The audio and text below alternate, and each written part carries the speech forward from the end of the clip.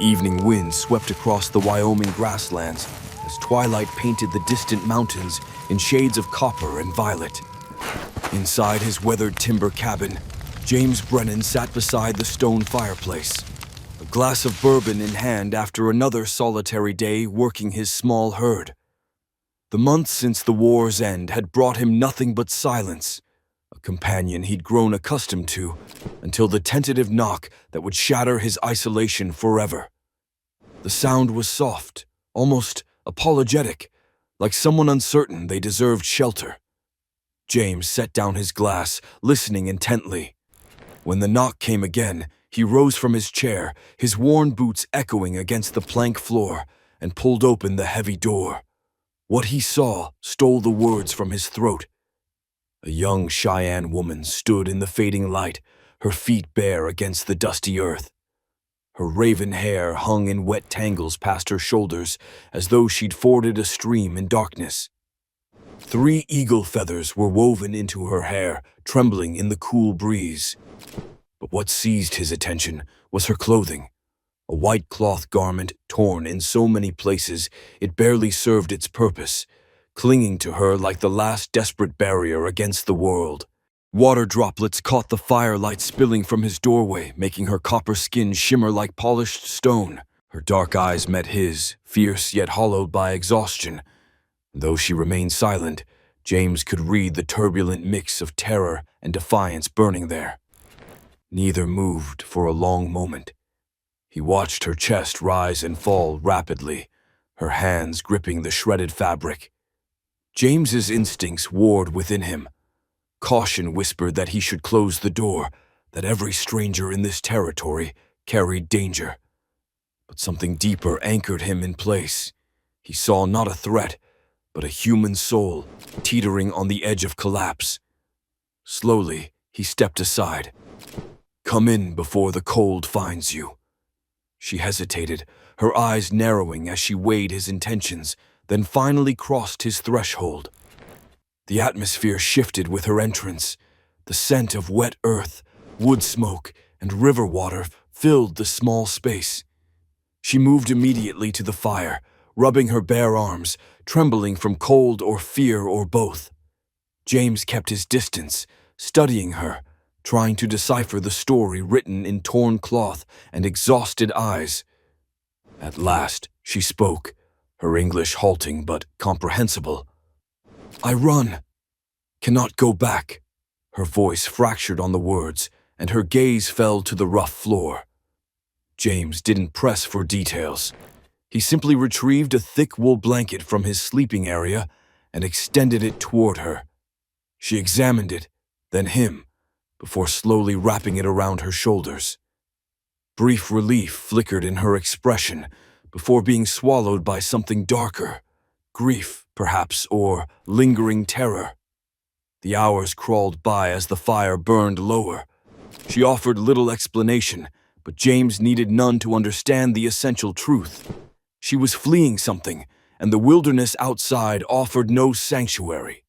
Her presence unsettled him, not from fear, but from the weight of the trust she'd placed in his hands by choosing his door among all the empty miles.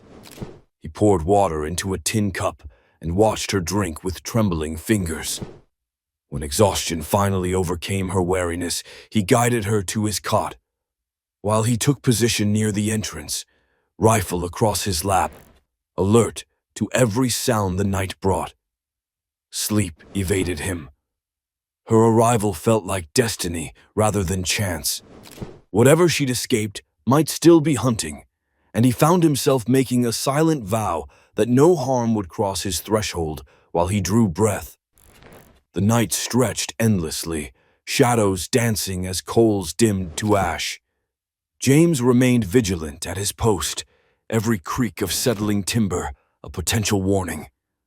The Cheyenne woman stirred restlessly, murmuring in her native tongue, her face creased with the shadows of nightmare. He'd seen battle-hardened soldiers wear gentler expressions. When dawn finally bled pale light across the plains, James stepped outside. The land stretched silent and empty beneath the waking sky. No riders, no tracks, at least not yet. but experience told him pursuit would come eventually. Returning inside, he found her already awake, the blanket pulled tight, her eyes watchful and weary. For the first time, she spoke more than fragments. "Soldiers hunt me. They come." The words hit him like a fist. James had worn a uniform once, but he also knew what men could become when orders mattered more than mercy. He studied her, the strength beneath her exhaustion, and felt the weight of choice pressing down on him. He could send her away and avoid the storm, or stand beside her and risk everything he'd built. He leaned his rifle against the wall and crouched near her, his voice steady as bedrock. "You're safe here." She searched his face, measuring the truth behind his promise, then gave a slight nod. In that moment, James understood the decision had already made itself. Whatever battles approached, he wouldn't abandon her. The day passed in tense watchfulness, punctuated by the distant thunder of horses. James kept watch, showing her how to handle his spare pistol, though her hands shook when she held it. "No kill," she whispered firmly, shaking her head. "Only live." He respected that, though survival often demanded harder choices. As sunset again set the horizon ablaze, riders appeared, dark shapes cresting the eastern ridge, trailing dust. The woman's breath caught sharp, and James's jaw clenched. He stepped onto the porch, rifle ready, standing firm as the figures approached. But instead of charging directly toward his cabin, the men slowed. Their leader scanned the valley as though uncertain of their quarry's location. James's visible presence on the porch seemed to give them pause. After a tense eternity, the riders turned south, their hoofbeats fading into distance. Relief washed through him, tempered by the knowledge this was likely just a reprieve. He returned inside to find her standing by the hearth, her eyes glistening. Not with fear this time, but gratitude. "You stay. You help."